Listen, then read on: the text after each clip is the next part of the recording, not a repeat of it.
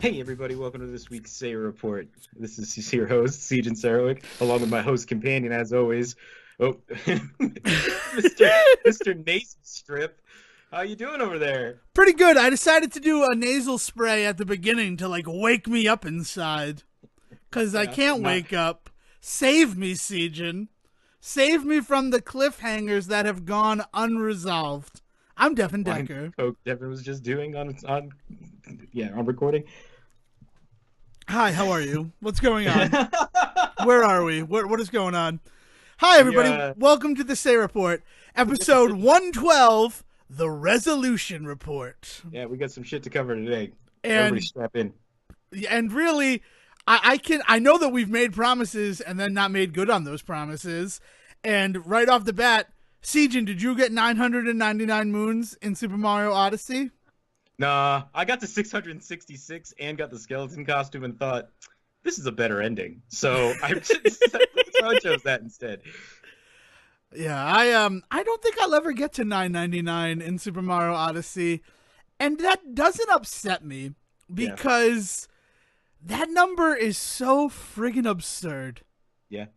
It was meaningless when they introduced it in the first place, and they've made it all the more meaningless as time has gone on.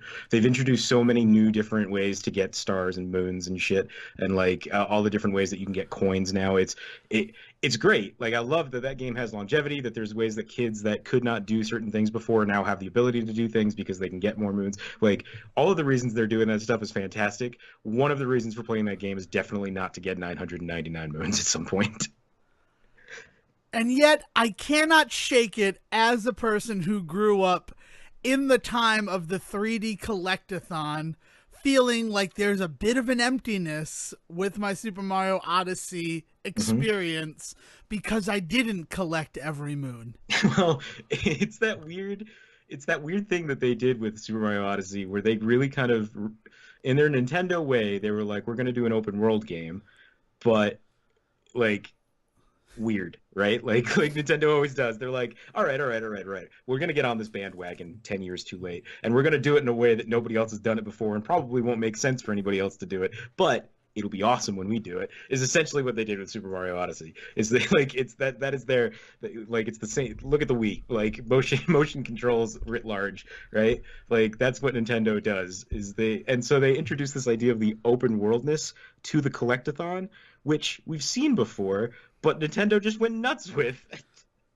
Everything you do rewarded with a moon. But and so do everything is supposed to be the other half of that. But man, I hit a wall. Yeah, exactly. I hit that same wall, and I hit that wall, and I told you, Siegen, we're going to compete to get to 999 first, and that's how I'm going to get past this wall. But the second I said that, I'm like, yeah, good. Siegen finally gets to win one. Good for Siegen. You're so kind. But I refuse that win. Well, you didn't earn the win. So I denied myself that win.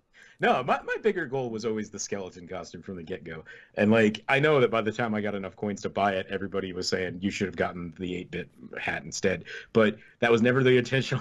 I always wanted that stupid skeleton costume, and I got it. So I met my own personal goal. I'm gonna take pride in that. How about that?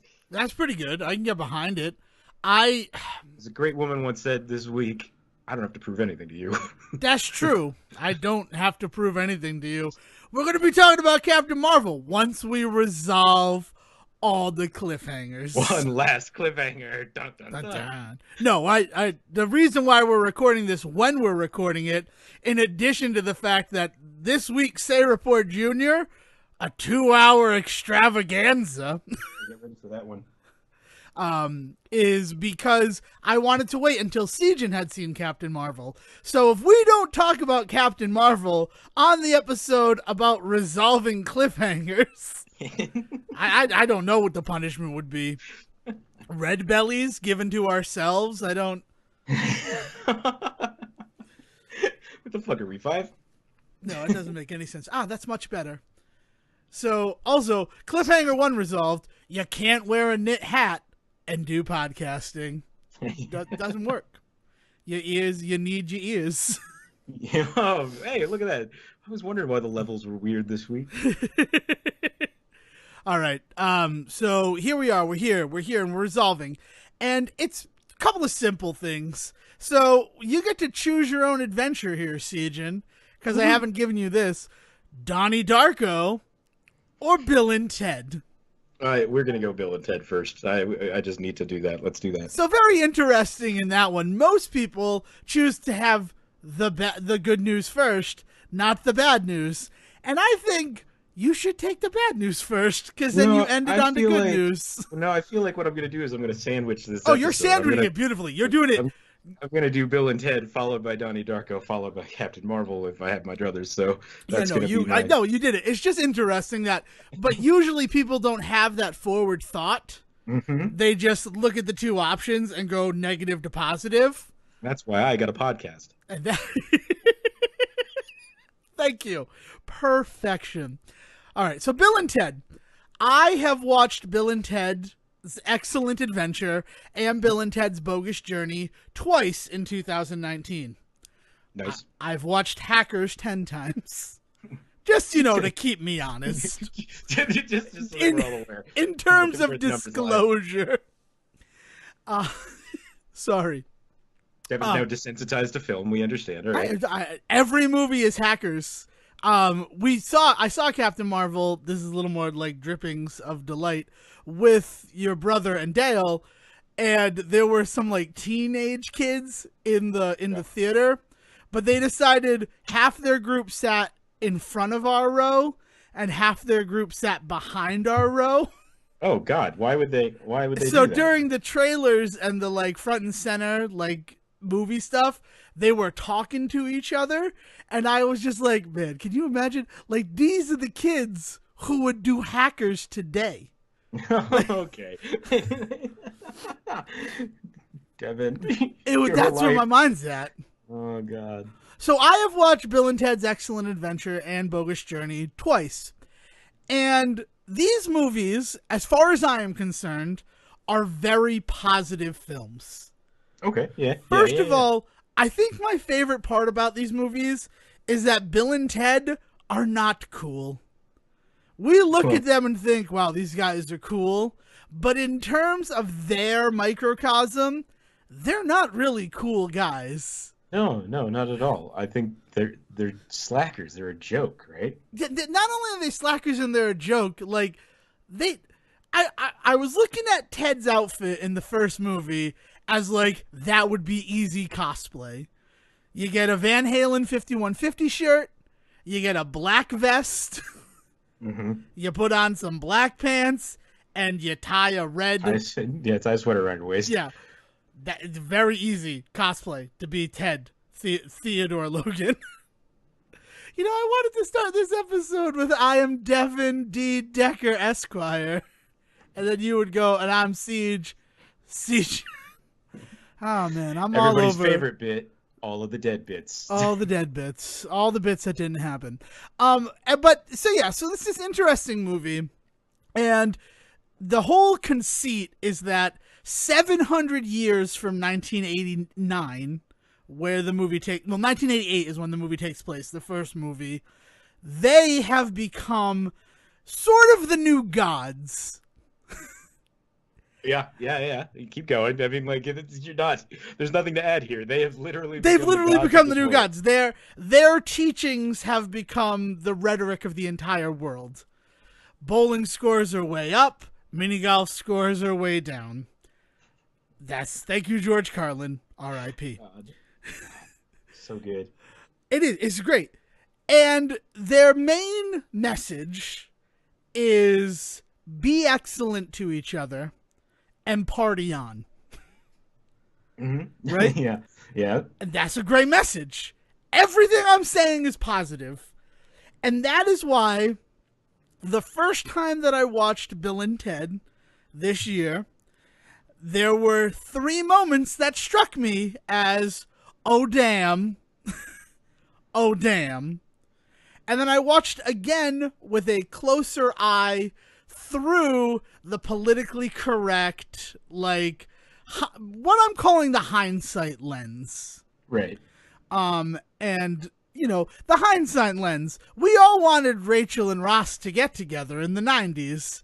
But with the benefit of hindsight, Ross Geller is a terrible human being. Yep. The 2020 hindsight lens is not kind, No. despite the fact that it is the clearest of lenses. And it's really, well, not even that 2020. It's the 2019 hindsight lens. Ba-doomts. Hate myself so much. We need to cancel this episode until 2020 because that joke that you just wrote is too good, Sejin. But no, so, and those 3 moments that hit me, and this is 3 moments over, I'll say 3 hours of cinema, right? Right. You know, I'm being conservative. It might actually be closer to 4, but let's call it 3. You know, because, you know, credits and music, those don't really count.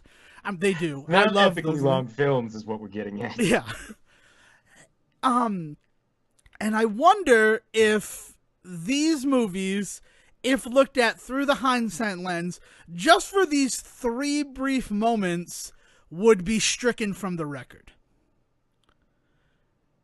And the moments are, Yeah, I mean, let's hear this. as just the thing, in Bill and Ted's Excellent Adventure, after they get Socrates, or Socrates, to use, I guess, the proper 2600s pronunciation of the name, they go to medieval Europe, to the castle of King Henry, and they put on the armor, the knight's armor, Right. and they have what is, I think, the funniest moment ever. Like, the people who wrote that scene, it's so good. Because, like, him going, "I am Darth Ted," is, like, obviously he'd say, "I'm Darth Ted." But then Bill does not say, he goes, "I'm Luke Bill." And that is the funniest joke to me. Right? I just want you to know, I really still enjoy these movies. What I'm about to bring up does not ruin them for me. I'm talking on, like, a grander scheme. But also the fact that he would be each other, right? Or when he, "I am Luke Bill," it just works for me on several levels. So they're fighting and they're sword fighting, and Ted falls down a flight of stairs and is found by people in the castle, and they stab through the armor. So Bill thinks that he has just watched his best friend die. And he goes down there, and he mourns the loss of his friend. And then it turns out that somehow, the most impractical thing ever, Ted fell out of his suit of armor as he fell down the stairs. Yep. And has watched his friend mourn the loss of his life. And then he's like, "Oh my God, I'm so happy you're alive." And they embrace. And then they push off of each other and in unison say "fag." Yeah, that part probably wouldn't be in the movie anymore. Like, that part, like, I'm okay. But the thing is, considering the time, looking at Bill and Ted, which, as a crazy thing, as a period piece of what the world was like at that time, that makes perfect sense, right? Even if it were made, if it was Dev and Siege's Excellent Adventure, yeah, that works out. Right? Yep. Sure. That scene would happen, and then we would push off and go, "No homo." Because that was the vernacular when we were in college. Right. And it happens again in the second movie. Well, when they get sent to hell, because they eventually get sent to hell, they call the devil a fag. And that's how they get an audience with him, by insulting the devil. And then there's another scene where they embrace and do that like brush off thing as well. And I think that those movies, for what they are very positive and actually kind of informative in a lot of weird ways. For sure. About what history was. Yeah. And it just, it makes me so nervous that because of those scenes, that honestly, would be a very quick edit if you were going to re-release those movies, right? It would just be, you just show them hug, and then you cut to the next scene. Or even show them push off of each other. There Yeah. might even be a way to pull the word out. Like, if you still want the joke to be there, I mean, I don't even condone the joke. Let me put that out there. Right, But, no. But, yeah. Yes, I mean, truth be told, if it were Devon Siege's Excellent Adventure, we will hug each other. It don't matter. We hug each other. I'm just saying, vernacular of the time, I mean, that was still going strong up to about 2008. Yeah, it's almost like it hasn't yet dissipated. No, Sure. it still hasn't dissipated. Let's be completely honest about it. I'm just saying, but it's one of those things where we're looking at everything with such a critical eye as to someone might be offended. And I can't think of any other things that occur in those films. And again, I watched them again to be like, maybe I'm just crazy. Maybe like this is the thing that struck me for good reason. But there's other stuff too if I apply like the hindsight lens. I don't know. I think they might ban that station amalgamation scene. They're Martians. That moment when they form together into a giant station is upsetting. I love that scene.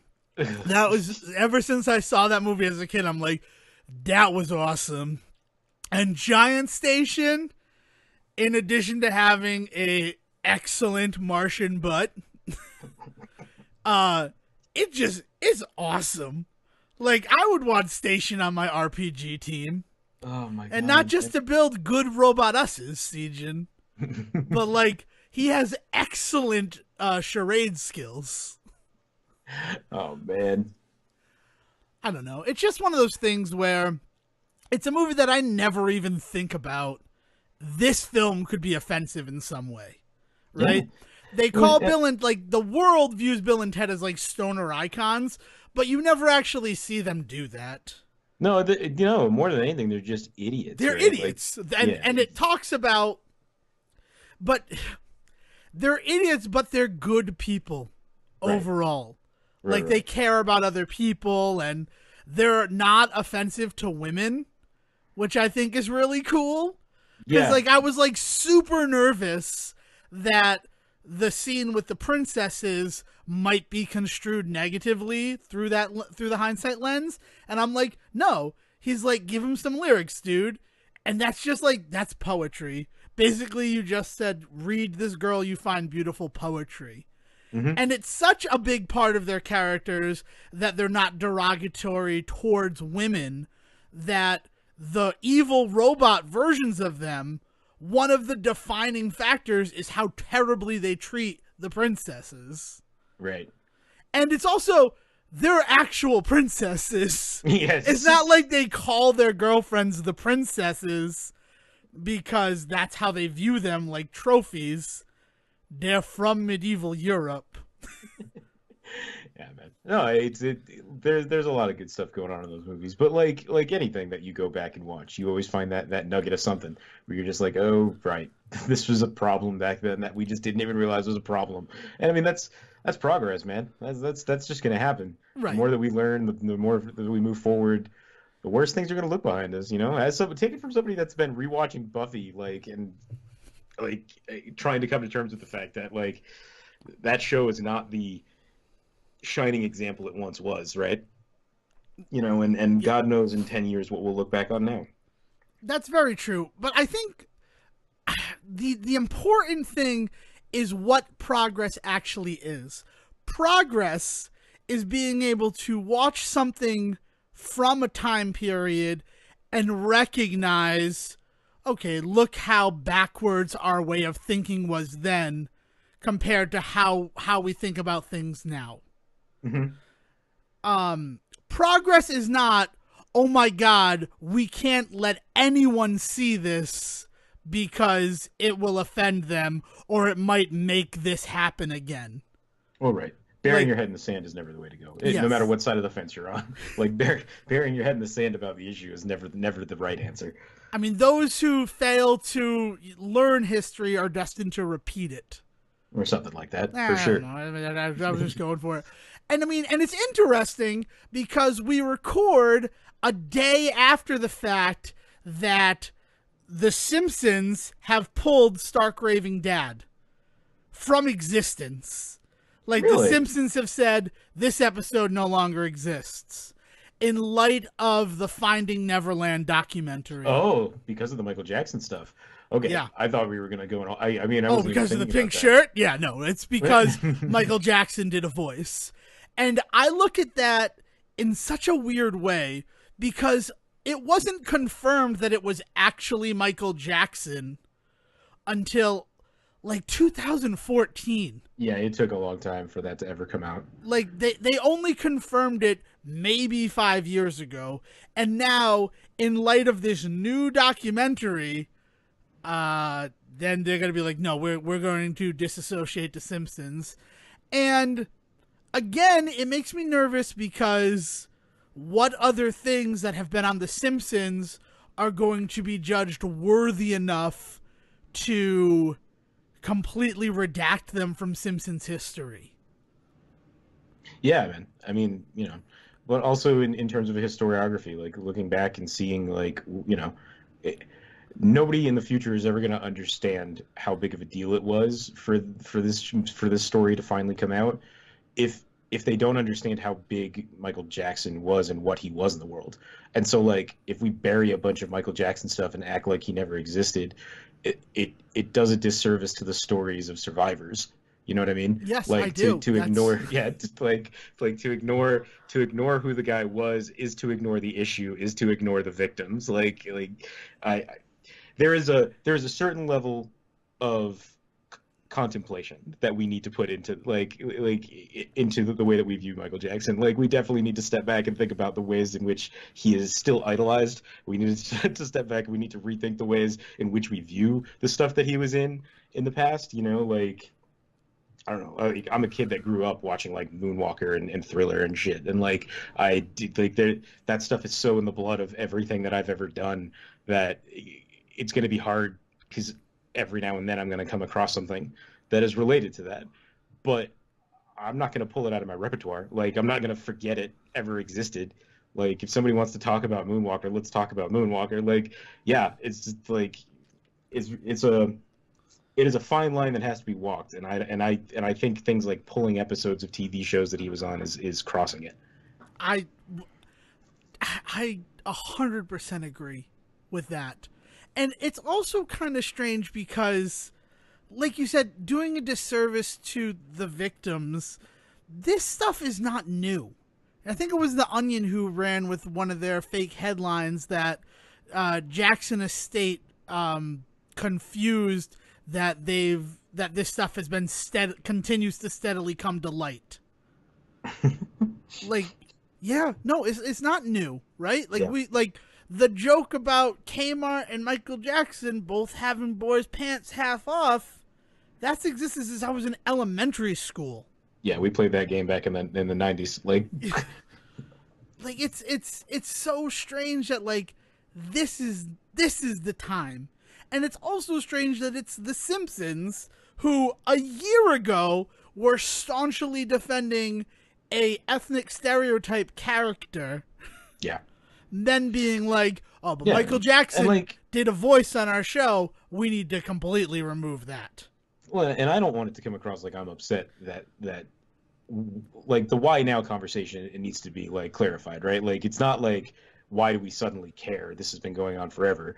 The thing is we've always cared. What's interesting to me is why suddenly people in certain positions have started to care, right? Because, like you're saying, like, we've talked about this stuff all for forever. We've all known that there's been an issue. We've all talked about it, and we've all seen victims, and we've all had our time to think about, like, how we feel about this issue. Why does it suddenly feel like, I don't know, the zeitgeist is caught up with everybody?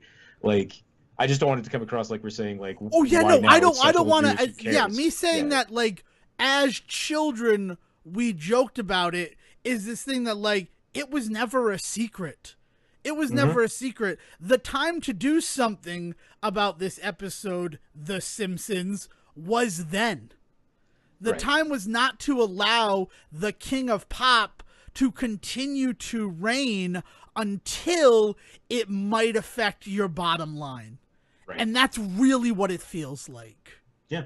And that's despicable, and that's disgusting. There is an element to this, and this isn't like an excuse for anybody, but there is also a weird element to this where it feels like now that he's dead, there's a lot more that people feel like they can do.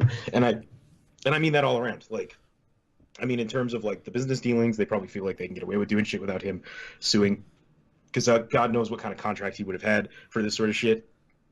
Like, and that's a very cynical way of looking at it. But a more positive way of looking at it is that the victims feel a little bit safer coming out, because suddenly that umbrella is gone, is lifted. Like that dark shadow no longer exists in this world. They can come out and say what they need to say. So there's an element to it, is that like how much of this is because of like the avalanche since he died of people coming forward and saying things, and people finally being willing to speak the truth, you know. And it'll be interesting. Like, I don't know, we live in a time of change, Dev. I know, It's and very that's scary. and it's not. It's sort of awesome to be a part of it. Oh, It's sure. just, But awesome can also mean scary. yeah, exactly. It's awesome that change can still happen, and that in our lifetimes we are seeing the types of meaningful change that we learned about in school, or at least we were supposed to learn about in school. Right. Right? I can't talk about the education system in this episode. We have cliffhangers to resolve.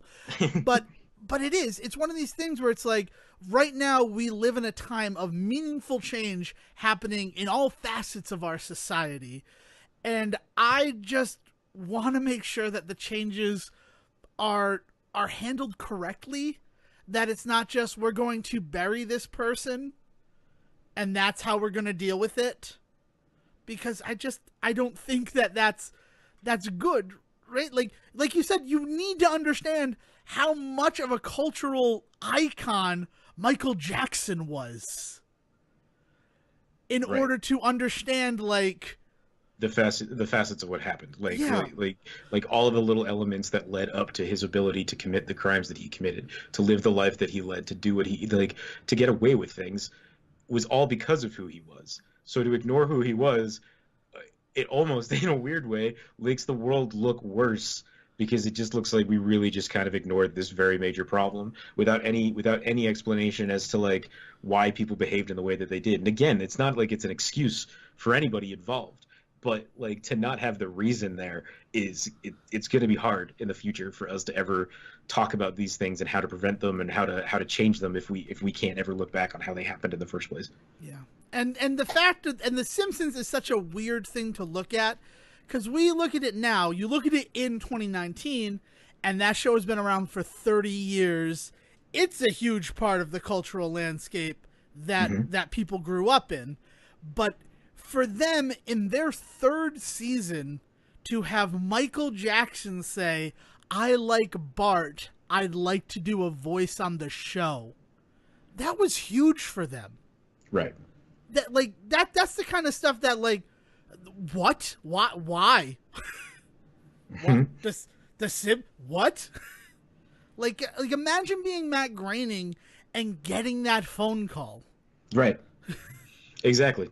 Yeah. And what was it, 1992 at that point? 91? 91. Yeah. Like, I mean, in 1991, and Michael Jackson gave you a phone call, especially if you were working on an animated primetime TV show. You like, who were you sitting in a closet somewhere at Fox Studios, and you got a phone call from Michael Jackson's people? Like, there's a reason that episode became what it did. I mean, like, and there's a reason why there was so much weirdness around the fact that nobody knew that it was him for so long, and nobody knew. I put quotes around, but like, you know what I mean? Like there's. Well, there's nothing bigger about it than the fact that Michael Jackson was able to speak, but it is a sound-alike who does the singing, because of all the contractual stuff Weird. regarding his singing at the time. Weird. Like, that right there can, like, puts it into the biggest perspective for me. That, like, oh, you can talk wherever you want, Michael Jackson, but you cannot sing wherever you want. The Simpsons do not get your singing voice. Just like Sega does not get your music for Sonic the Hedgehog 3. We don't care that you wrote the Angel Island Zone theme. No one's going to know that. You're not going to get the credit for that. But he did not get that credit because of the other things that were going on around. No, it was not at all. it was again because of the almighty dollar. And now it's time to transition into something else, unless you have anything to add. Because this let's get more miserable for a bit. We're not really going to get more miserable. I don't like Donnie Darko. Here's the reason why.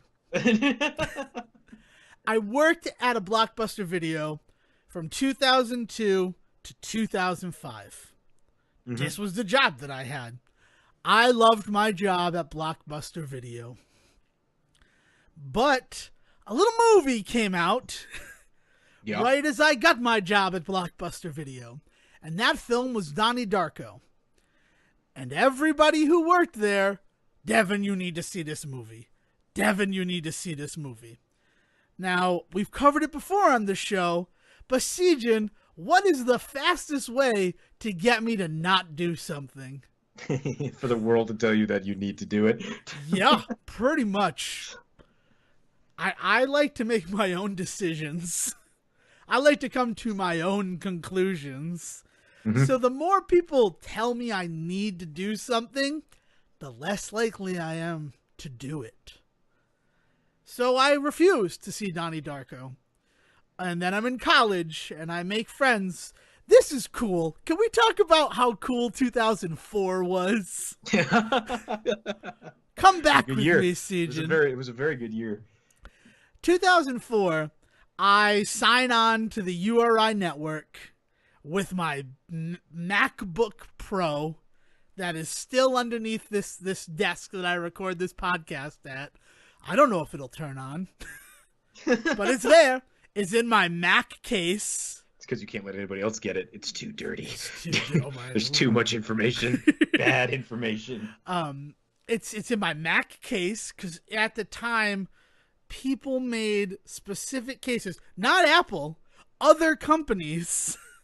And the reason why it's a Mac case is because it has a little cutout so you can see I have an Apple computer in this bag. AKA, steal this computer. And here's the little window to reassure that you are grabbing the correct package. I'm the person you want to target. Not that guy. You don't know what's in that bag. It's probably just you could get a Vio. You could be a Sony Vio in there. Or like I said, sandwiches of poop. They're about the same value. But yeah, so I sign on to the URI dorm network, and I get a message, an iMessage via Bonjour Messenger. Do you remember Bonjour Messenger? God, no, not at all, man. Was that a Mac thing? It was an iMessage thing specifically, and it was if you were connected to this. Also, this is where we were at with computer security. Everybody, just oh my god. 15 years ago, this is where our heads were at regarding our computer security. There is a reason identities were stolen. If you were connected to a network, an intranet network, and you and someone else were on iMessage, you could see each other and communicate. Okay, just like randos, like you're just scoping for hey, who else is on an iMessenger here? Who else got Bonjour? So I get a message from a girl named Talia. I'll just use her first name, saying, hey, you have your Bonjour Messenger active. And I go, yeah, So we start talking via texting and everything. And she's only Talia to me. I'm only Devon to her. But we agree to have dinner that night. Because you had Bonjour up? What? Because we had Bonjour up. And we're just like, hey, we're both new at college, right? We're both freshmen. We're both looking to make connections. This is You've Got Mail, too. I love it. Right? So I meet Talia at her dorm, and it was... Yeah, I was about to say, You've Got BM. Oh, that's the name of the movie, obviously. You're a dirty human being. And I love you. I love you eternally for what you just did. So I meet her at her dorm, and she was at that dorm that, remember where Butterfield Dining Center was? Jesus, yes, man. Holy shit. Okay, so then across from Butterfield, there was a dorm, and then there was like an alley, and then there was another dorm.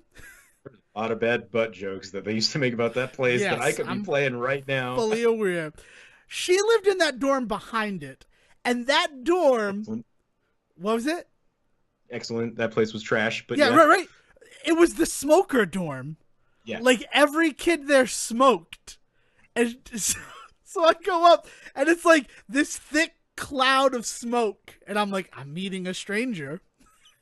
But we're both college students, and we're both freshmen, and we talked a little bit already. And we meet, and I go, "Oh, Talia." She goes, "Yeah, nice to meet you." Da da da da da. And she goes, "So what's your full name?" And I go, "Oh, I'm Devon Decker." And she goes, "What are you, a superhero?" And I'm like, "No."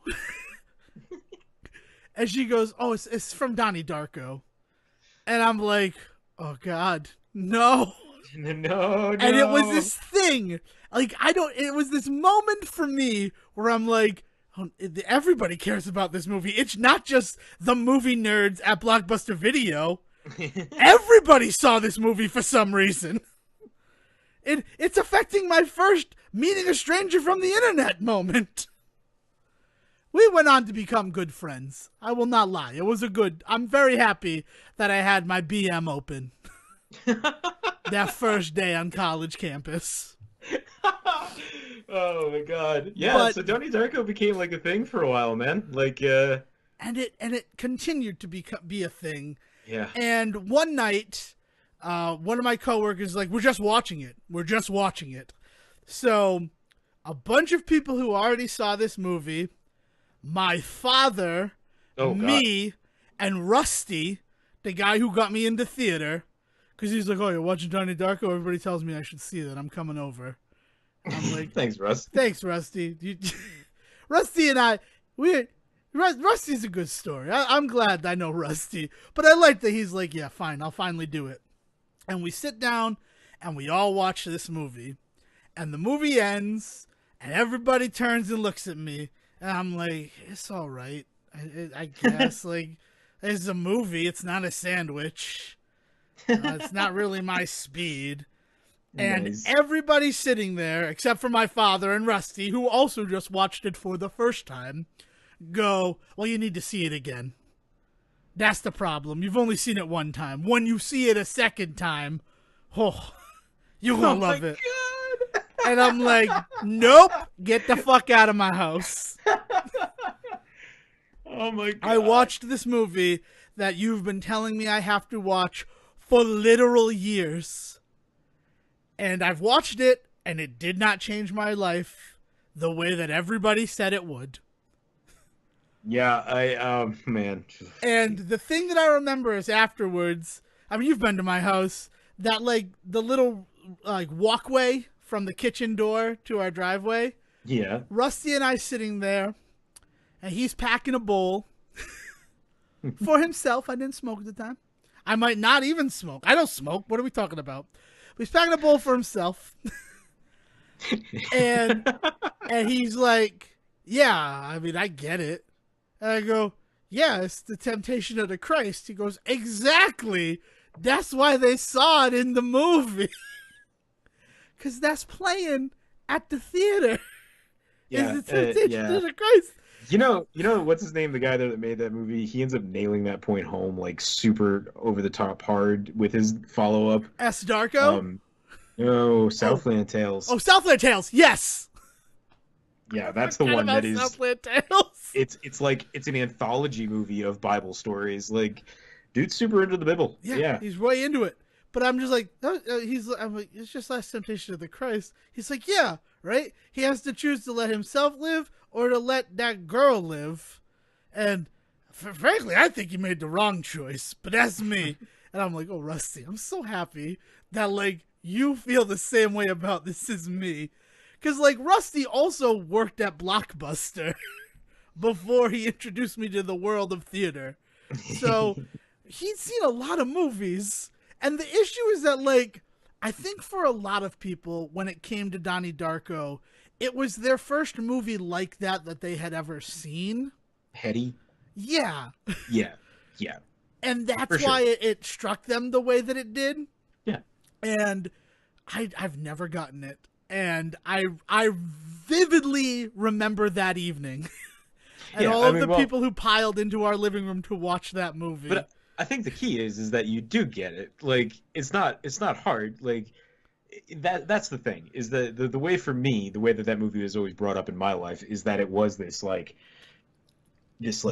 impenetrable fortress of just like deep thought, that all of these levels and all of these layers to it. I remember they put like a special edition out that came with a notebook, like the time travel notebook, that like tried to explain how like all that shit worked in the movie. And like there was this whole like other element to it that people just really felt was like, again, like those assholes saying you have to watch it a second time to truly get it. Like that idea that it's a movie that needed to be studied.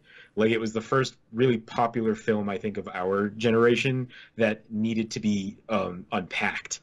You know, like there were plenty of movies that were so dense that people just couldn't get into them, and there were plenty of movies that were so popular, but there was never one that kind of met in the middle, like Donnie Darko seemed to for a lot of people. And so like there was this weird reaction to it. Yeah, I don't know, man. I saw it in college myself, so I actually saw it even later than that. And I remember at the time thinking like, I was into movies, so I was glad I saw it, but I don't have any real like love for the story. I have no sense of like why it was what it was. All I know is that everybody and their mother told me I had to see it, like you were saying.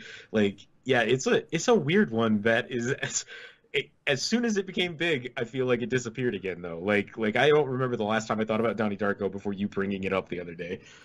It's just one of those things that it comes up like tangentially in my life, and I'm just like, I don't know why this is a movie that people remember. Right. Because as far as I'm concerned, there's nothing like really groundbreaking about it. It's just that, and so what I've rationalized is that it's just the movie that first broke a lot of ground for people. Yeah. On top of that, there's a style to it. It very much fed into that Tim Burton-y, like almost neo grunge, like Ugh. all Ugh. black sweater Ugh. look, right? Like that's I mean that's part of it, right? Is there was it's the same. It is, unfortunately, as much as I love this movie, it hits all of the same cultural touchstones that The Matrix does. You know what I mean? Like the difference being that The Matrix is just cool and like fun, whereas like Donnie Darko has no fun to it, and the cool factor is completely dictated by the moment. Like now that we're no longer in that moment, that movie is no longer cool. Everybody in that movie just comes across as just trying too hard at this point. Yeah, I It's don't like know. watching a CW pilot. Was on it like that. Like, it really is. Yeah, yeah, I mean, you nailed it.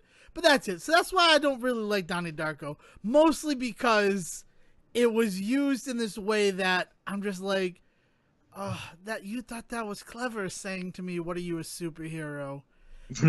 And like I get it. Peter Parker, Miles Morales, Matt Murdock, Bruce Banner, Clark Kent. There's a The lot of joke's solid. alliteration. The joke's got legs. It's a good joke, but like, Yeah, man. and I'm glad that I was able to maintain a friendship with her, and because of her, I was introduced to one of my favorite movies, The 10. Nice. Very nice. So They played that on campus one night, didn't they? yes, that went that night, and she was actually part of the thing that put that together. She put together that whole screening of The 10.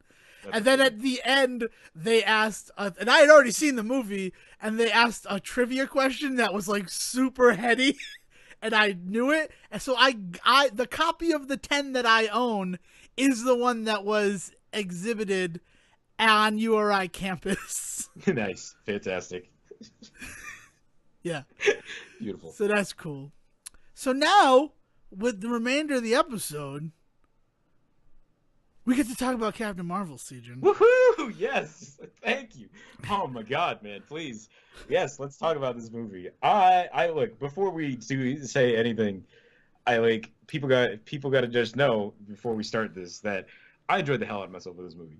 I want that to be known going into this, because I feel like a lot of the conversation right now just needs somebody needs to put a precursor on every one of these comments and conversations about this movie to be like, here's where I stand with this film, because I am sick of listening to people bitch and moan about that movie online only to find out that they haven't even seen it yet. Like I get the idea that you could talk about a thing in the world that you haven't been a part of. I get the idea that you can still comment on it even though you haven't seen it, but it's getting old. Like, I guess that's the point I'm at. I guess we've crossed a line for me in that exact moment. Like, yeah. Anyway, sorry, Dev. What's up? Oh, so before we go any further, spoiling movies and stuff. There's a song that SOJ wrote. I don't know the lyrics, so I did this one. Oh yeah, now we are spoiler friends. Thank you, because we're gonna spoil Captain Marvel. I mean, we got to. But I want people to understand that if you haven't seen Captain Marvel yet, and you know, my guess is it's the #1 movie in the country as on the day that this releases. I mean, it was on the way to a $120 million opening, yeah. so... Yeah. So, even though its Rotten Tomatoes score is abysmal... It's actually not anymore, now that they... Yeah, I know. Now that... Yeah, that's a whole other thing to discuss. That's not about the movie. Both Siege and I have seen it, so both of us are allowed to have opinions. Not that you're not allowed... It's exactly what I didn't mean. No, I know that... So, we both have informed opinions. There you go. It's not based on a trailer. It's not based on a poster. It is based on our experience seeing the movie. Yeah. And unfortunately for me, my experience seeing the movie was excellent. We went to the theater. We asked them right at the box office, very upfront, what was playing in the theater before the 8:00 Captain Marvel. The usher, the usher was very happy to let us know the film, and then said, "Wow, are you thinking about doing a double feature?" And we're like, "Yeah." And she's like, "Oh yeah, they won't give you any trouble. Just make sure you have your tickets." Nice. So it was nice. First of all, Slam on Showcase, I really enjoyed that they supported our idea. And we're like, yeah, if you have tickets for it, that's fine. You just stay in there. Like, where other times, if I've asked what theater a movie is showing in a Showcase, they're like, we don't need to give you that information. And I'm like, I'm trying to give you more money, right? Yeah. The movie I want to see is Captain Marvel, but I'm also going to buy a ticket for whatever's playing before it. Thank God it was Happy Death Day to You. Nice. Is all I have to say. So we bought our tickets. We went and got pizza. We came back, sat, watched the two movies, had a great time. Good. The only issue that I have with Captain Marvel is it doesn't have permanence for me. Yeah. As I thought about it yesterday night and throughout today, I really enjoyed it in the moment, but it didn't have any of those like Black Panther moments where I'm like, oh, that affected me. Sure, for sure. I can totally see where that's coming from, and like, I don't want to make it sound like this thing is like the greatest thing since sliced bread. I think there's a lot to be said about how it was very standard, but I want to point out that is totally okay with me. And I was actually saying, up until the moment that movie started yesterday, how good it felt to be able to get one last really good old-fashioned just Marvel origin story in before the end.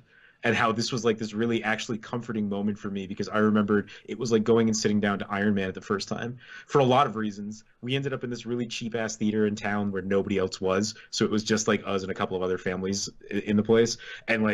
And I remember when I saw Iron Man, I was the only one in the theater. I had actually gone to buy a ticket, and it was such a dead theater that there was nobody selling tickets. So I just walked right into Iron Man, and it was almost that again for Captain Marvel. If I hadn't been with the girls, I don't know if I would have bothered paying. I wouldn't have had to. So like we tracked somebody down and showed them our tickets, and they were like, "That's fine, okay." And we were like, "All right, fine." So we went into the theater, and we sat down and we watched that movie. And like I said, right up until the last moment, I was just like, this is awesome. Like this is going to be one just one good superhero movie that doesn't have high stakes, that doesn't mean the end of the world, that I'm not going to be sitting there thinking, oh, those three characters are going to die at the end of it. Like it was just comfort food for me, and I think it delivered on that. And I think that what you're saying, that there's no aha moments, there's no big boom moments, like there's nothing huge that hits you over the head in it at any moment. I honestly think that's the best thing this movie could have done. That's well. First of all, thank you. I was a little nervous that me saying that might cause us to have a rift, the likes that have not been seen since the Winter Soldier fight of 2019. I was But like, look, man, just get it right. That's all. but no, it's true. It's one of those things where it was comforting, and the people who are comparing it to a Phase 2 Marvel film, I think that was the point. I think it was the point that it's like, we just want to let you exist in this world again. Yeah. And we want to remind you why you love this world. And that comes across in spades. Yeah. After seeing Captain Marvel, all I want is more Nick Fury. Yeah, I mean, like one of his best roles so far in the whole universe, I think. Like one of the most active, at least, right? Besides Winter Soldier, and even then, we talked about this the other day. He's gone for an hour, like of that movie. Like, yeah, Yeah, exactly. Yeah, It's getting to see that character, getting to see Samuel L. Jackson bring life to Fury in a way that we haven't seen yet is reason enough to go see this film. Right. But right. then the fact that they take this character who has an at least 50-year existence in history in the Marvel Universe and pick and choose the best parts of that story and put it all out there on the screen, I loved it. Every time it was like the slightest little change to the origin or the incorporation of something, I was so happy. Yeah. Well, I mean, we got to talk about the big thing, right? Like the Skrull, like and the way that they are portrayed in this film was awesome. Like I came out of that movie blown away that they allowed that this entire race that we know to be baddies. Like they're the big, like besides the Kree, they are the other big bats. Like as far as everyone's concerned, like the next step for Marvel is to do like Skrull storylines, right? And like to introduce them into this universe as these refugees, as these people on the run, and still not discount the ability of them to become villains later, because we're talking about a gigantic race dispersed all over the universe. So just because we found one group of good guys doesn't mean that they're all gonna like be loving and caring for the world, right? So like that it was just like you were saying, like the little tweaks to things that we as nerds already know about Marvel were awesome, right? Yeah. And I mean, because there's a bit of a disservice if you've been watching Agents of S.H.I.E.L.D., because the Kree, we know where the Kree stand. And the Kree have always sort of been that dubious, because they were good when they first presented to Earth in the Marvel Universe, and then they lived long enough to become the villain. But then they were always a willing, like, oh, we'll join with you because the enemy of my enemy is my friend, and the Skrull are even worse than you. Right. And so to meet this group of Skrull, and you're right, they are refugees, and they allude to the fact that there's a bunch of us out there. And just because we're cool, right? Just because we have high scores in pinball, doesn't mean that all of us have high scores in pinball. Well, in a lot of ways, as much as we're talking about this movie and how there's a lot of simplicity to this movie, and like there doesn't seem like there's too much need to dig into, they lay the groundwork for some pretty deep storytelling later on. Like at some point when they have to attack the fact that like she helped this group out, and now at some point she's going to be facing them as enemies. That's gonna be some pretty damn good storytelling if they pull it off. You know what I mean? Like there's definitely some stuff here that could get amazing later on. And what more can you ask in a Marvel origin movie nowadays? Like it's not like Phase 1 where we didn't know if we were ever going to get past Phase 1, right? Now we're looking down the barrel of there's definitely going to be a Captain Marvel 2, probably a Captain Marvel 3. So what I want to know now is like what's the bigger picture? And they introduced some pretty laid interesting groundwork pieces. that is just beautiful. Hmm. And that's true. This was a lot of world building. I Hmm. think that's why there was no aha moment for me. I do want to say that there is one for me. I totally get where you're coming from about how there was no big Black Panther moment like at the end of that movie with the beautiful writing that they give what's his Eric name at the end of that, Killmonger. Eric Yeah. Killmonger at the end of that movie, right? Yeah, that moment doesn't Can just I come, tell you right? before you say it, because I'm all about it? I'm so happy that you knew the exact moment I was referring to in Black Panther. Like, Yeah, and right, that right, speaks to the fact that that was a huge moment that right. even without it being said, just referenced, we Mhm. were on the same page. Yeah, yeah, Yeah. and what the moment for me in Captain Marvel that is anything even close to that, and I don't even think they were trying to get close to that, like to be fair to them. But I think the closest thing to that is that moment at the end with her and Jude Law in the desert, and he's like, don't use your powers, like hit me. Basically, he's saying hit me like a man, and she just flips him across the fucking desert, and then she comes up to him and she has the line like, I don't have anything to prove to you. Is is that moment where what she is saying there, she's not speaking just for herself, she is speaking for what she represents, like, which is exactly what you see in Killmonger and that and the end of that, where he's no longer speaking for himself in that moment, he's clearly speaking for a larger cause, right? And so that moment for me was just like giddy, like joy, like when she says that I was just like fuck yeah, like that's the hell yeah moment. Not nearly as big, like you're saying, not nearly as big or as impactful, I think, as what we see at the end of something like Black Panther, but again, that's just not fair. Black Panther was just a Right, fucking right. And beast of that's a the thing. film. And it is not fair because just because they exist in the same cinematic universe, does that mean that they have to be examined under the same magnifying glass and the same microscope? And the fact of the matter is no. Right? Me Right. holding Captain Marvel up against what I think is probably the best MCU film to date. That's just not fair to Captain Marvel. Right, right. I think you And got to compare it more to, like you were saying, like phase two stuff, like hold it up against Thor: the Dark The World. Dark World, perfect. Yeah. Especially since Korath is in both. Nice. Jiman Huso. I remembered his name. Yeah, or even a Guardians, like hold it up against either of the Guardians of the Galaxy movies, and I Yeah. think it holds its own just well, just Which, yeah, fine. and Ronan the Accuser. Right, right. Yeah, and like that stuff made me very happy. You know what the moment that I did just think of when I was like looking for one is Stan Lee on the bus doing his final line from Mallrats. Yeah, Trust me, true believer.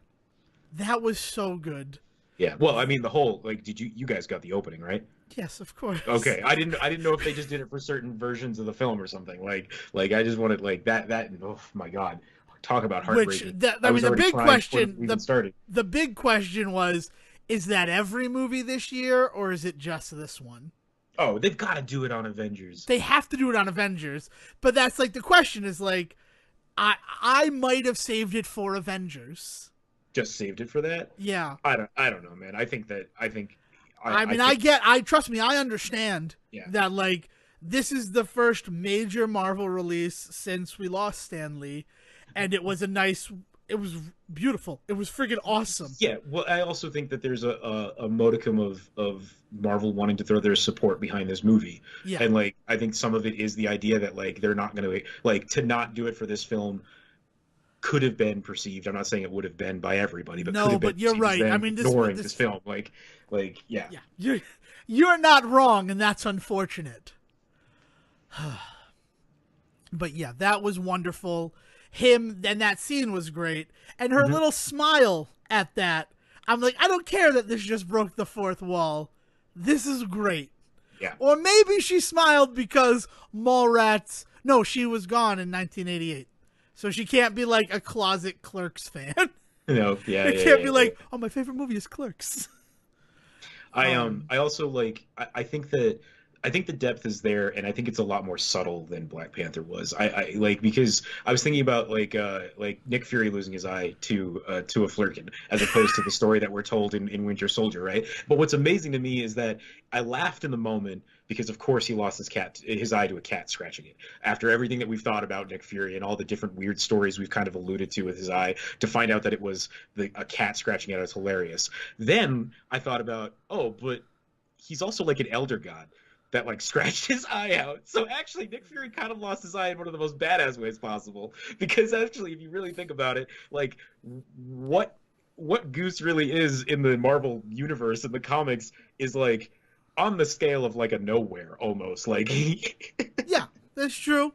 so like the idea that that's what Nick Fury lost his eye to is also awesome, but the fact that he could never explain that to anybody is even funnier. Right. See, so like I go from laughing because anybody he tells is gonna be like, "You lost your eye to a cat." Exactly. No. But the cat was, like that Shumagorath thing that they fought at the beginning of Guardians of the Galaxy 2. Nick, what the fuck are you talking about? nobody else is outside of this universe like you are, Nick. Oh God. Yeah, that was really good, and that it was so great when I realized that him losing his eye was going to be Crispin Glover's arm from Hot Tub Time Machine. Yes. There was this moment where I'm like, oh my God, that's going to be a whole thing, isn't it? Yeah, because there's totally a moment in the first like 20 minutes where he's like, "How's your eye doing?" And it's just like, "It's fine. Okay, this wasn't it." And I'm like, "Oh my God, is it chainsaw juggling? What could it be?" I gotta say, like, I also really love, like, cast wise, like Samuel L. Jackson, of course, and seeing Clark Gregg back was obviously, yeah, but his hair yeah, was atrocious. The aging down is almost there. Like, they did such a good job with Samuel L. Jackson. So like, so I gotta say that. But man, Jude Law was awesome. Even Annette Bening as Marvel, for like the limited screen time she had, was such a great choice. So good. Wait, which I need to say something. I'm so happy your brother is back here, like regardless of the circumstances, and I'm sorry about those, but like we were watching this film. You didn't get like critically injured or anything. I know, but still, you know what I'm saying. Yeah. Watching this film with him and not being the only person who erupted in laughter when Carol Danvers shot a True Lies Sandy so good. Was so nice. Right in the Arnold Schwarzenegger face. But then Annette Bening's face sitting right there, and I'm like, oh my God. Oh my God. Oh, Devon, don't do this to me. It's Jamie Lee Curtis, bro. Oh, I'm an asshole. It's okay. But I still think there was a point to be made when she shoots Arnold Schwarzenegger in the face, and Jamie Lee Curtis, feminist icon Jamie Lee Curtis, is left standing. Yeah, wow, I'm an asshole. I'm an asshole. .com.org. There's the true resolution of all the cliffhangers. But also in that blockbuster, yes. Real bothered by the alphabetization on the films. Oh. Because it went from Last Action Hero to Last Tango in Paris. That would work? No, it wouldn't. Why? I'm sorry. There's no Last B through S. Oh, you mean because there wasn't other movies involved? Fair enough. Although I thought she was in like no, I guess it wasn't a new release section. She was in the action section. We're gonna have to rewatch. Last Tango in Paris was in the action section. It was weird, but that's what the next movie was. At least that's what it looked like. I thought that Jamie Lee Curtis was Annette Bening. So I was like, hey, that's Headsucker Proxy. Your brother, Hook. Yeah, Hook was good too. Oh man. And then Dale's like, how could the right stuff be across from that? And I'm like, because that one didn't bother me as much. As like two that I see right next to each other, not really jiving. But I gotta give a shout out to Alison Brie and Mendelsohn as like the two leads here, because man, him as the Skrull guy was inspired. Like he was just Mendelsohn as a Skrull is like, now he can do anything, as far as I am concerned, because you see him and Dale goes, "Oh my God, it's the bad guy from Ready Player One," and Zach goes, "He was also the bad guy in Rogue One." And I'm like, he was also the bad guy in the Robin Hood, and it's like, yeah, he's a bad guy. We get it. We understand that that's Talos in disguise. All three of us get what they're doing, and then to make Talos like not really that bad a guy, I'm like, oh, Ben Mendelsohn, you're free. You're free. Unlike Yeah. F. Murray Abraham, who will always have killed Mozart. Oh God. Yeah. No, I mean like he was just like inspired as that character. The humor that he is allowed to have as a decent enough Skrull is just it's the best Marvel quote unquote villain we've seen in a while, right? And I like and that He's yeah, definitely a Loki level in like the yeah. terms of I am really enjoying screwing with what I view as inferior. Yeah. It's just so good. Like, I don't need these, but they complete the look. Is But I mean, so nice. yeah, it was so Oh, good. But at the end of that movie, when he's just sitting around in a fucking hoodie in his Skrull makeup, I was just like, this is one of the best shots ever, and also kind of heartbreaking because I know what could be coming. You know, oh man, I liked like I liked the stupid scene with her picking her new colors. Neon Carol Danvers was fucking baller, and I'm pissed that they dude, didn't go for neon. Shazam Carol Yeah, Danvers yeah, that was was pretty good. fucking baller. Yeah. Like, oh my god, you guys got it out first. Which also, just to clarify, he has not been Captain Marvel since 1972. The world just needs to remember Like that. it's just one of those things where he was a Fawcett Comics character, and it was when DC brought him back, and then Marvel's like, yeah, we took that copyright, you idiots. Because of course we did. We did it with a blue and white like alien from space Oh who's my named God. Marvel, but like Marvel versus Marvel, that stupid conversation was so good too. Like little nuggets like that just made the movie for me just fun. Just yeah. fucking fun. And You it know? was. It was the kind of fun back when everything didn't need to be building towards something else. Mhm. Yeah, it was fun, but it's just one of those things where I'm like, but it was just fun. And it sort of feels weird on the heels of a Marvel Cinematic Universe film finally getting nominated for something other than effects to go back to a movie like that. I will yeah, I think that's where I it hit me too. I think the place where it hit me is I definitely felt the same way that there was this moment where I was just like, this isn't as epic as I think I expected it to be or not even necessarily wanted it to be. And then I had that moment where I realized, but we have also hit a point where people are starting to question in a very progressive way, does every representational film have to be an epic representation? Or can it just be, hey, here's a superhero movie with a female lead, let's not make a big deal out of it? And is this that step? Oh Is yeah, this that this right? is the normalization of the female superhero. Right. And And so that in that normalization, it kind of can't be allowed to be like an epically huge, like groundbreaking film. It's weird. It's a weird thought. Like that's I don't very know where I've odd. landed Yeah. on it, but at the same time, like it's kind of cool that we've gotten to a point where we can have hey, that's a pretty good movie, and have it just be just this female led superhero Marvel movie, right? Yeah, I don't know, man. I don't know where I am on that exact thought, but I definitely am feeling this weird vibe of just like it's kind of nice to just have, hey, more than one strong female superhero in a decade. Like everybody's quick to point out that there have been strong female characters in the past, and they can name like three or four off the bat, and it's great. I can name three or four dudes this year that have gotten a superhero film, and so like, do we really need to play that game?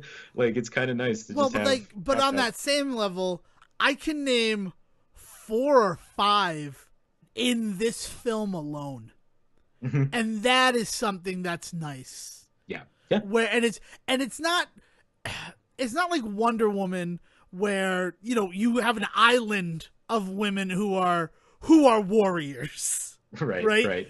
It is just that like she surrounded herself with strong people who were told you can't do this. Like the fact that they're in the Air Force but they're not allowed to fly fighter jets Right. is like that's crazy. And Right. that she has Maria Rambeau and Monica Rambeau and Marvell. I can't think of her. Wendy Lawson. Lawson, Dr. Lawson, yeah. Yeah, and also like look at Minerva as a member of her team with the Kree. Like that's a strong female character as well. Like this movie does it in a way that like it just seems commonplace. It just seems normal. Yeah, and that's awesome. Right. Yeah, and I think that's the thing I think I'm going to take away from this. But like I said, I'm still mulling around that idea in my head. But I know that a lot of people were either banking on this movie to break the mold or to, break the mold. And so I don't think that either of those camps are going to be happy with this film. But I am. So I'm going to sit back and revel in that. I mean, I'm going to see it again. Hell yeah. I don't want to have another Civil War situation where my mother's lost. So I'm going to go see it with her so that she has some idea of who this character is. Sure. Since based upon the mid-credit scene, it looks like it's going to be substantial. Yeah. Like her involvement is actually going to mean something. I think we always talk about how Marvel films are always kind of art films at heart, and the best ones are the artsiest. And I think part of the other thing about this one is I think the film style that it's aping, the house that it's trying to live in, is that '90s action film, like a True Lies, like something of that effect, where it's just a wee bit over the top, but all in all, you know who the good guys are, you know who the bad guys are. I was thinking like a Total Recall or something like that. I think that it's firmly fits into that wheelhouse very well. Like it's like watching a good like third in a like Lethal Weapon 3 or Rambo 3. Like at this point, we know that this character is going to survive. It's cool. We're not here to see her in like a life-threatening situation. So let's just see her be a badass and kick the shit out of everybody. I don't think there's a fight scene in that movie where she's really underpowered. Right. Even when she's like chained, even when they have her bound and her power weakened. I think what really it was really hard not to compare a lot of it to Pulp Fiction in the beginning for me. Really? Like when it was Samuel L. Jackson and Coulson in the car, nice. I'm like, what? Where's Brad in the back? You ever have a Royale with cheese? The hell's a Royale with cheese? They don't got the metric system. They don't know what a pound is. Oh man. Yeah, no, thoroughly enjoyed it. Everybody should go see it. I can't wait to go see it again. I'm excited to see it again, especially now knowing that it doesn't need to have an expectation. This is good. This is really good. Like, you helped me with the cliffhanger of, is it okay that I don't feel more about Captain Marvel? And the answer is yes. It's okay. Yeah. Yeah, this is a really nice wrap up. We don't get a lot of these people, so eat it up. I'm having deja vu, and now I'm having even more deja vu. I think that means it's time to end the episode. Oh yeah, it's totally that. But it wouldn't be the Resolutyn Report if I didn't add one more cliffhanger. Oh no. And that is, I spent 8 hours today playing Devil May Cry 5. Damn! And I love Devil May Cry 5. I am so tangentially into the Devil May Cry series. Like, I have no real knowledge about it, but everything I do know about it, I love. The stuff what's really crazy is this is in no small way not the 5th game in the series. Yeah. Like, right. It expects you to know things that if you have not played the game, too bad for you. So the fact that I have not been lost as I play through it is like, I really only ever played through the first one. Yep. But I know a lot about this series from like other stuff that I've seen and just taken in. And I'm on mission 13 of 20, I know that. So I will talk about it next week because I intend to finish it tomorrow, which is Sunday. So there's no point in me saying I'll probably be streaming it just like I did before, but both of the VODs are at twitch.tv/FoxZero if you want to go back and watch me also be an idiot when it comes to video games. And joke's on you. You should just be keeping an eye on that Twitch stream and the Say Report one as well, because stuff's been going on that all for weeks now. Oh, I also accidentally streamed for like a good 30 minutes to the Say Report. As if it was Kingdom Hearts? As if it was Kingdom Hearts. And Dale's like, you didn't change the name. And I'm like, I wanted to do this as Fox Zero. So, yeah, keep an eye on those because we are doing stuff. And we all bought a game that we're probably going to be playing and streaming. Hells yes. So that's something else. We're trying to do more. I especially know that Say Report Jr. is trying to do more because I was in a car with them for an hour as they planned out their attempt to take over the Say Report empire. Nice. So look forward to that too. A coup. I'd like to see them in the try. future. All right. So if you want to talk to us about anything that we discussed today, we are on Twitter at the Say Report. If you want to yell at me specifically, I am at Devon D. Decker. And if you want to become my legal representation when I take on Say Report Jr., you can catch me at Siege versus the World. And until then,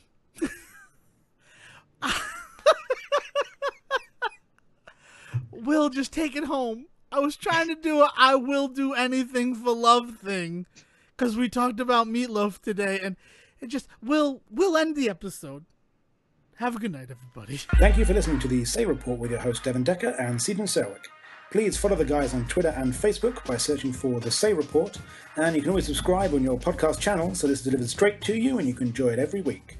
With apologies to your mother, we'll see you next time.